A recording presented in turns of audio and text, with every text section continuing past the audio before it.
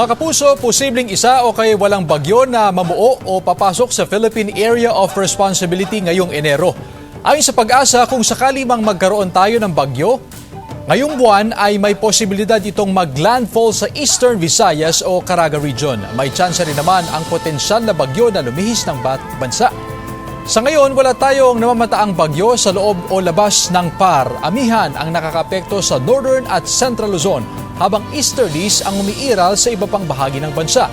Ngayong umaga, asahan ng pag-ulan sa ilang bahagi ng Northern Luzon, Aurora, Quezon, Mimaropa Region, Bicol, Caraga Region, Davao Region, Northern Mindanao at Soc-Sargen. Base naman sa rainfall forecast ng Metro Weather, pagsapit ng hapon, uulanin na rin ang ilang pang bahagi ng bansa. Posible ang heavy to intense rains sa ilang lugar na maaaring magdulot ng baha o landslide.